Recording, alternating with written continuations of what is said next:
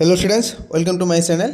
तो आजर भिडिओ मैं तुम्हारा आलोचना कर दिम तुम्हारा समाज विचित्र पार्ट नम्बर 11 ठीक है प्रशासन राजतंत्र गणतंत्र ठीक है तुम्हारे चुआ आदिम जुगत आमार देशत राजतंत्र आछिल आसलते राजतंत्ৰৰ পৰা কেনেকৈ গণতন্ত্ৰ আমাৰ ভাৰতবৰ্ষই লাভ কৰিছে ঠিক আছে এই সকলোবোৰ ক'ত তোমালোকৰ এই চেপ্টাৰটো তোমালোকে পাবা ঠিক আছে তোমালোকে এটা কাম কৰা তোমালোকে যদি এতিয়ালৈকে এই চেনেলটো সাবস্ক্ৰাইব কৰা নাই তোমালোকে সাবস্ক্ৰাইব কৰি দিয়া আৰু ভিডিঅ'টো লাইক কৰি দিবা মই তোমালোকক এই চেপ্টাৰটোৰ ভিতৰত কি ভিডিঅ'ৰ কোৱেশ্চন আছে কি তোমালোকৰ পাৰ্টভিত্তিক কোৱেশ্চন আছে এই সকলোবোৰ কোৱেশ্চন মই তোমালোকক আলোচনা কৰি দিম ঠিক আছে তোমালোকে জাস্ট এটা লাইক কৰি দিয়া আৰু চেনেলটো সাবস্ক্ৰাইব কৰিবা দেই।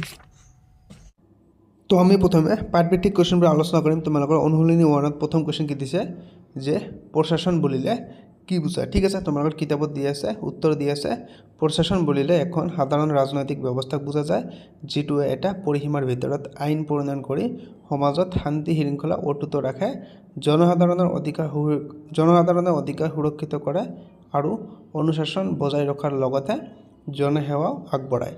সাধারণ অর্থাৎ প্রশাসন হচ্ছে দেশের এখন শাসন ব্যবস্থা। আর খ নম্বর কোশ্চেন কি দিছে সমাজের কোনবোৰ প্রাণী অসুরক্ষিত গোটের অন্তর্ভুক্ত উত্তর দি আছে যে সমাজের শিশু বৃদ্ধ বিশেষভাবে সক্ষম দরিদ্র সীমারেখার শ্রেণীর লোকসকল শ্রেণীর লোকসকল অসুরক্ষিত গোটের অন্তর্ভুক্ত। গ নম্বর কোশ্চেন কি দিছে এখন দেশের আইন প্রণয়ন আর কার্যকরীকরণের দায়িত্ব কার হাতত থাকে উত্তর দি আছে এখন দেশের আইন প্ৰণয়ন আৰু কাৰ্যকৰীকৰণৰ দায়িত্ব বিধানমণ্ডলৰ হাতত থাকে ঠিক আছে। তাৰপিছত আমাক ঘ নম্বৰ কোশ্চেন দিছে যে ৰাষ্ট্ৰীয় নিৰাপত্তা কোনে সুনিশ্চিত কৰে উত্তৰ দি আছে ৰাষ্ট্ৰীয় নিৰাপত্তা প্ৰশাসনৰ কাৰ্যাৱলীয়ে সুনিশ্চিত কৰে।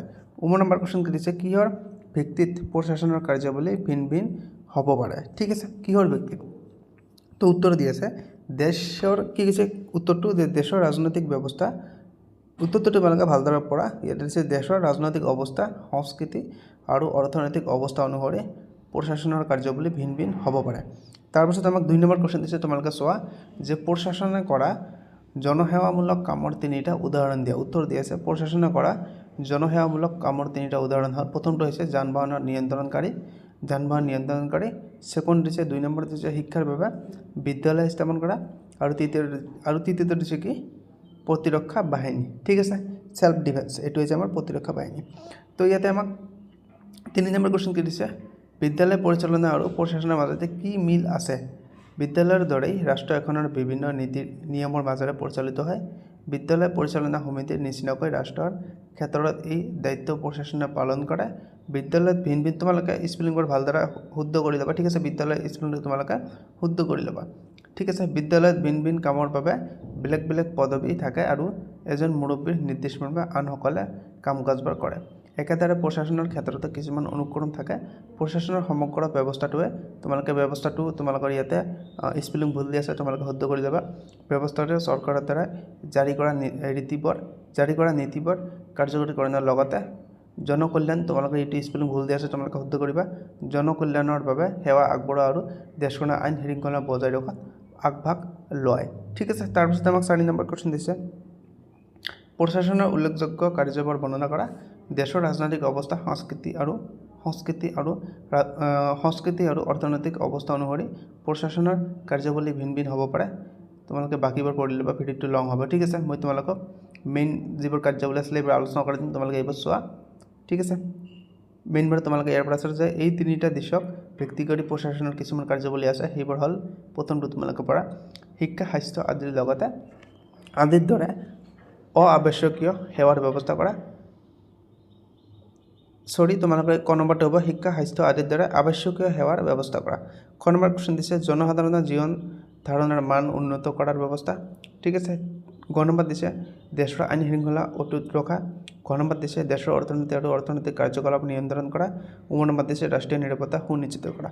তাৰপিছত অনুশীলনী 2 দিছে কি কৈছে প্ৰথমতে তলৰ প্ৰশ্নৰ উত্তৰ দিয়ে প্ৰথম কোশ্চেন কি দিছে বৰ্তমান কোন দেশত সাংবিধানিক ৰাজতন্ত্ৰৰ পৰিচালন আছে ভূটান আমাৰ ভাৰতবৰ্ষৰ লগতে তেওঁৰ চাৰিসীমা আছে আমাৰ ভাৰতবৰ্ষৰ লগতে ভূটানৰ চাৰিসীমা অন্তৰ্ভুক্ত আছে ঠিক আছে ভূটান আমাৰ লগতে আছে অসমৰ লগতে আছে একেবাৰে কাষতে ঠিক আছে। তোমালোকে দেশটো মনত ৰাখিবা ভূটান য'ত এতিয়া ৰাজতন্ত্ৰ চলি আছে। তাৰপিছত ক নম্বৰ কোশ্চেন কি দিছে সংসদীয় গণতন্ত্ৰৰ পৰিচালন নথকা এখন দেশৰ নাম পৰিচালন নথকা ভাৰত ঠিক আছে সংসদীয় গণতন্ত্ৰৰ পৰিচালন নথকা।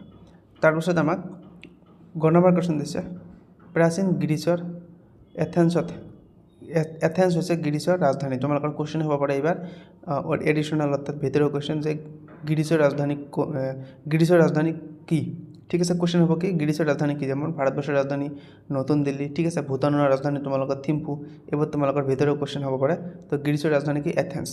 কেনেধৰণৰ কি কৈছে? প্ৰাচীন গ্ৰীচৰ এথেন্সত কেনেধৰণৰ শাসন ব্যৱস্থা আছিল?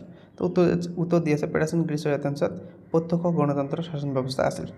ঠিক আছে, স্পেলিংবোৰ তোমালোকে ভালদৰে শুদ্ধ কৰি ল'বা। তাৰপিছত আমাক ঘৰ নম্বৰ কুৱেশ্যন দিছে জনজাতীয় বা বংশগত প্ৰশাসনৰ এটা উদাহৰণ দিয়া। প্ৰাৰম্ভিক বৈদিক সমাজ। নম্বৰ কুৱেশ্যন দিছে অভিজাততন্ত্ৰৰ প্ৰচলন থকা এখন দেশৰ নাম। এই দেশখনৰ নাম হৈছে আমাৰ ৰোম। ইটালী হয় আমাৰ দেশৰ নাম। ঠিক আছে, ইটালী হয়। ইয়াতে তোমালোক ভুল দি আছে, তোমালোকে লিখিবা অভিজাততন্ত্ৰৰ প্ৰচলন থকা এখন দেশৰ নাম হৈছে ইটালী, অৰ্থাৎ ইটালীৰ ৰাজধানী কিন্তু ৰোম। তোমালোকে মনত ৰাখিবা গ্ৰীচৰ ৰাজধানী এথেন্স, ইটালীৰ ৰাজধানী ৰোম আৰু ভূটানৰ ৰাজধানী হৈছে থিম্পু। এইবোৰ তোমালোকে মনত ৰাখিবা, তোমালোকৰ ভিতৰৰ কুৱেশ্যন আহিব পাৰে। ঠিক আছে, ৰোমটো হৈছে তোমালোকৰ ইটালীৰ ৰাজধানী। তোমালোকে ইয়াত উত্তৰটো লিখিবা ৰোম, তোমালোকে উত্তৰটো লিখিবা ইটালীৰ ৰাজধানী হৈছে ৰোম। ঠিক আছে, 6 নম্বৰ কুৱেশ্যন দিছে সাম্যবাদৰ প্ৰচলন থকা এখন দেশৰ নাম হৈছে চীন। সাম্যবাদৰ, ঠিক আছে, চীনৰ ৰাজধানী কি? বেইজিং। ঠিক আছে, তোমালোকে মনত ৰাখিবা, তোমালোকে কুৱেশ্যন হ'ব পাৰে আমেৰিকা যুক্তৰাষ্ট্ৰ কেতিয়া গণতন্ত্ৰ প্ৰতিষ্ঠা হৈছিল? 1787 চনত। ঠিক আছে, তোমালোকৰ কুৱেশ্যন হ'ব পাৰে যে আমেৰিকা যুক্তৰাষ্ট্ৰৰ ৰাজধানী কি? Washington DC। তোমালোকে মনত ৰাখিবা। ঠিক আছে, বিশ্বৰ সৰ্ববৃহৎ গণতান্ত্ৰিক দেশখনৰ নাম কি? ভাৰতবৰ্ষ। সকলোৱে জানে আমাৰ দেশেই হৈছে বিশ্বৰ সৰ্ববৃহৎ গণতান্ত্ৰিক দেশ। তাৰপিছত আমাক 2 নম্বৰ কুৱেশ্যন কি দিছে আব্ৰাহাম লিংকনৰ গণতন্ত্ৰ সম্পৰ্কীয় উক্তিটো কি?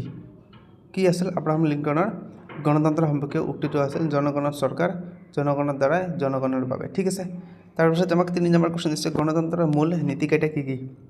তোমালোকে পঢ়া গণতন্ত্ৰৰ মূল নীতিকেইটা হৈছে সমতা, স্বাধীনতা, ন্যায়, জন অংশগ্ৰহণ আৰু মুক্ত নিৰ্বাচন। ঠিক আছে, ফ্ৰী ইলেকশ্যন। ঠিক আছে, তোমালোকে ইয়াতে ন্যায় যিটো তোমালোকৰ শব্দ দি আছে তোমালোকে স্পেলিংটো শুদ্ধ কৰি ল'বা।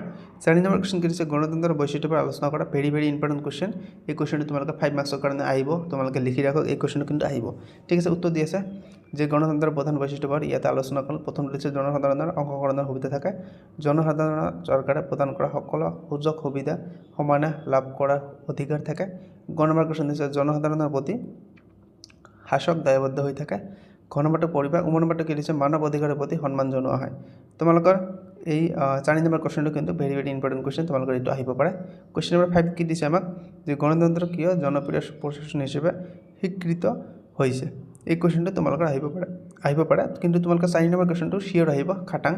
ঠিক আছে, কি দিছে উত্তৰ গণতন্ত্ৰ জনপ্ৰিয় প্ৰশাসন হিচাপে স্বীকৃত হৈছে কাৰণ গণতন্ত্ৰত জনগণেই শাসনৰ মূল শক্তি।